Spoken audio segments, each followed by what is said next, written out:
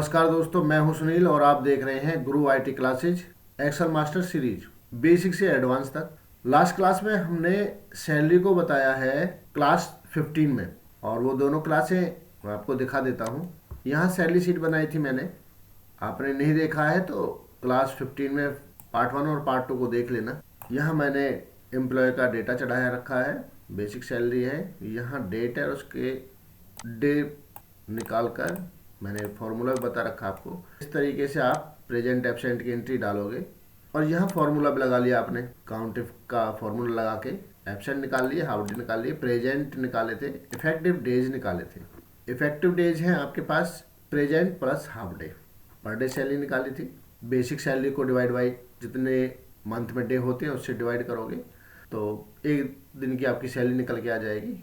On attendance salary जो आपके पास बंदा इफेक्टिव डेज में जितने दिन प्रेजेंट रहा है और उसमें हाफ डे में गया है, इसको मल्टीप्लाई कर दोगे पर डे से तो ये निकल के आ जाएगी। ईएसआई आपको बता दिया है, ये भी सारे ऐसे, बट इसमें थोड़ी कमी क्या है, इसमें जो इफेक्टिव डेज जो मिले हैं आपको उसमें आपके पास जो ऑफ है वो नहीं है, क्योंकि संडे जो बड़े लेवल की कंपनियां होती है उसमें संडे काउंट होता है। संडे काउंट का मतलब संडे के पैसे मिलते हैं, और इसमें ऐसा कुछ है नहीं।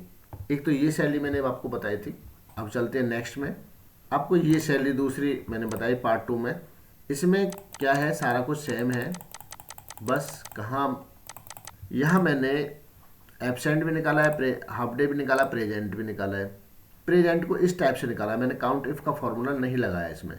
इसमें क्या किया मैंने, जितने आपके पास मंथ में डे होते हैं वो आपने यहाँ डाल दिए, माइनस में एब्सेंट हो गया, माइनस में हाफ डे डिवाइड बाई 2। इसमें क्या हुआ है, इसमें एब्सेंट बंदा अगर हुआ है उसका पैसा तो मिला नहीं है, बाकी आपके पास ऑफ डे हो, हॉलीडे हो, उसमें सभी पैसा इसमें जुड़ा हुआ है। ये ठीक है, इस तरीके से भी ठीक है, आप निकाल सकते हो। बेसिक सैलरी ये है आपके पास। ऑन अटेंडेंस सैलरी आपके पास यहाँ क्या कर दिया है मैंने, पर डे को और बेसिक सैलरी को। यहाँ क्या किया था, ऑन अटेंडेंस सैलरी में मैंने basic salary divide by 31 multiply present day, ऐसे निकाल सकते हो। यहाँ आपके पास ESIPF और HRADA ग्रॉस इस तरीके से आपने निकाली थी, पिछली क्लास में दिखा रखा मैंने। ये भी ठीक है, बट इसमें क्या कमी है, TDS और लीव विद पे वो नहीं है, वो नेक्स्ट उसमें कुछ एक्स्ट्रा और कैलकुलेट कर दिया है, और उससे नेक्स्ट आएगी उसमें और कुछ एक्स्ट्रा कैलकुलेट करूंगा। चलिए देखते हैं नेक्स्ट में क्या कैलकुलेट किया है मैंने एक्स्ट्रा। सारा सेम है, डेट भी वैसे ही है, डे भी वैसे ही निकाले हैं मैंने, और डेटा आपके पास जो है उसको आप प्रेजेंट, हाफ डे और एब्सेंट डाल सकते हो। संडे को ऑफ है। यहाँ बेसिक सैलरी आपने डाली हुई है और एब्सेंट भी निकाला है काउंट इफ की हेल्प से। प्रेजेंट जो यहाँ निकाला है वो बिल्कुल काउंट इफ की हेल्प से निकाला है। इसको ऑफ डे को मैंने यहाँ अलग कर दिया है, क्योंकि ऑफ डे आपके पास वीक मंथ में अगर संडे 4 बार आया है, 5 बार आया है तो वो कैलकुलेट होगा, उसका पैसा मिलेगा। नेक्स्ट में पेड डेज, ये अलग कॉलम है पेड डेज वाला, मैं इसमें निकाल के दिखाता हूँ आपको। पर डे सैलरी आपको पता ही होगा कैसे, मैंने पिछली क्लास में बताया है, मैं इसमें भी बता देता हूँ आपको। इजिकल टू पेड डेज कौन कौन से आपके पास, एक तो आपके पास प्रेजेंट है, प्लस में ऑफ डे है, प्लस में ब्रैकेट शो किया हाफ डे डिवाइड बाई 2 और इंटरप्रेस। इस तरीके से आप निकाल लोगे। नेक्स्ट है पर day salary is equal to basic salary को डिवाइड कर दिया, दिन है आपके पास उतना से हमने इसको डिवाइड कर दिया। On attendance salary is equal to per day salary ये हो गई आपके पास, और मल्टीप्लाई ये आपके पास पेड डेज हो, निकल के आ गया on attendance salary.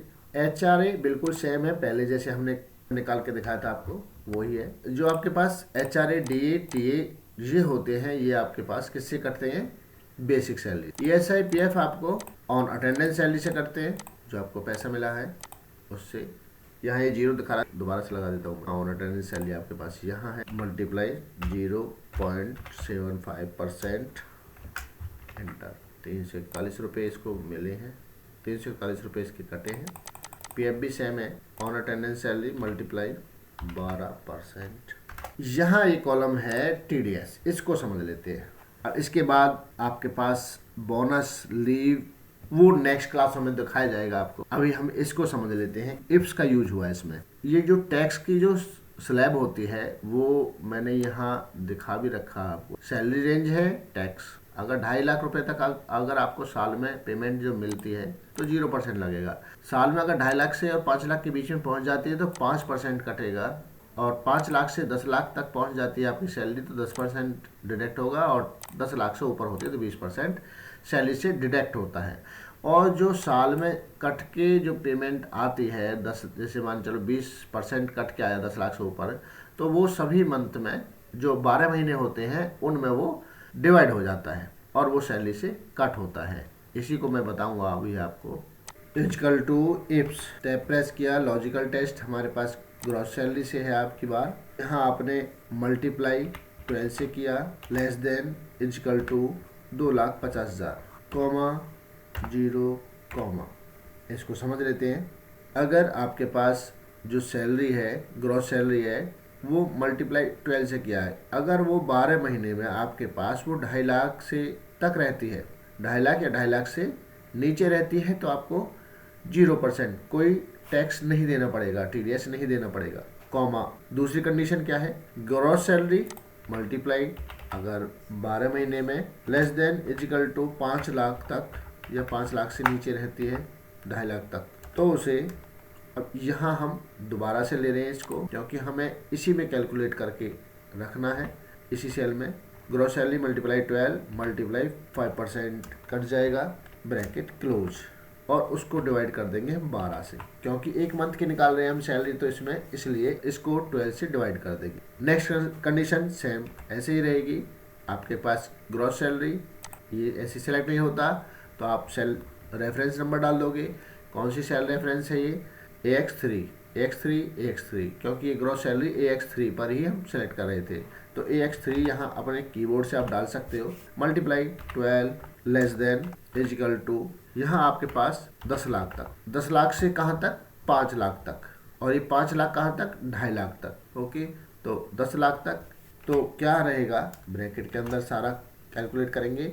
Gross salary को AX3 मल्टीप्लाई 12 से करेंगे, मल्टीप्लाई 10% से करेंगे, ब्रैकेट क्लोज, डिवाइड बाय 12। ऐसे ही next condition, gross salary AX3 multiply 12 less than, इसमें लेस देन नहीं रखेंगे, इसमें ग्रेटर देन रखेंगे, और 10 लाख रुपीज, कॉमा। इसकी क्या कंडीशन रहेगी फिर, ब्रैकेट थ्रू कैलकुलेट करते हैं इसके अंदर, ब्रैकेट के अंदर AX3 multiply 12 multiply 20%, bracket close, divide by 12, और ब्रैकेट क्लोज करेंगे। ब्रैकेट को क्यों करेंगे, क्योंकि इफ्स वाली जो ब्रैकेट शुरू करी थी वो भी हमने बंद नहीं करी है, वो लास्ट में बंद होगी, और ब्रैकेट क्लोज, देन एंटर।